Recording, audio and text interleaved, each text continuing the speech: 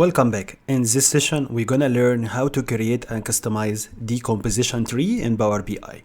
So we're gonna move to another sheet or another page inside the report view, and here we have something called decomposition tree, the second one here. Just click on it, which is gonna give you the placeholder for the composition tree. The idea of decomposition tree, as you can see, just like a visual that allow you to break down a metric such as a revenue or sales. So you're gonna understand this one, what was the contributing factor to it, to provide for you some kind of hierarchical view and gonna enable us to drill down into specific detail into a dynamic way. And here we have the analysis to add data fields here, and we have explained by. Basically, I would like here to analyze the revenue of this business. So I will drag the revenue to the analysis field, and look at this. Nothing happened, just like put for me summation of revenue, total summation for both branches.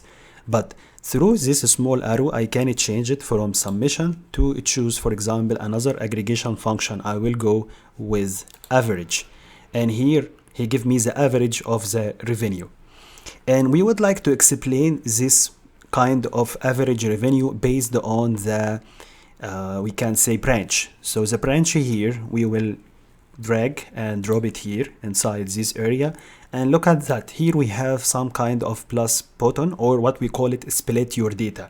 Once you're gonna click on this one, and I will choose high value, it will draw for me what kind of branch is like have the high value, which is gonna be branch A, and branch B have this average.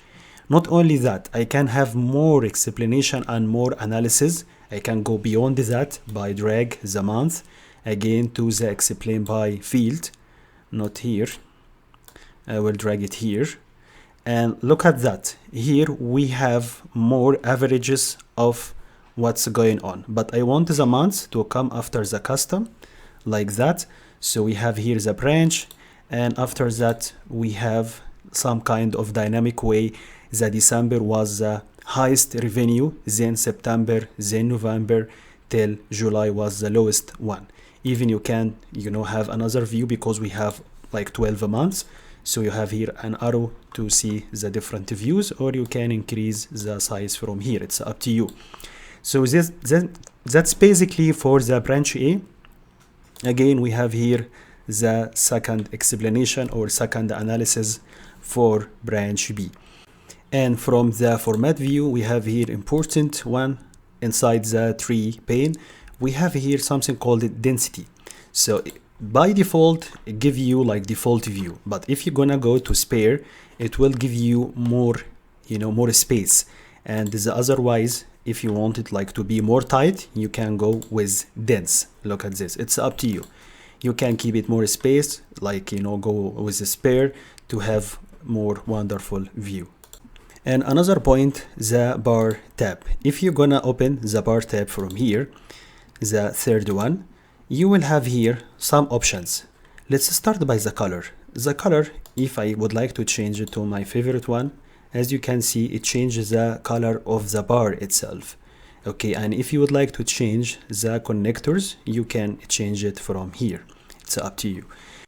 And here, as you can see, the name of the month is too small, so we can go to the tab of the values, and from here we can increase the font size, and even we can change the font style in case you would like to change it. Not only that, you can change the font color in case even you have a business for this part. So that's basically how you're gonna create and customize decomposition tree in Power BI. And look at this one more time. It's about dynamic analysis with you. It's very, very important to know and master it inside your work. See you in the next session.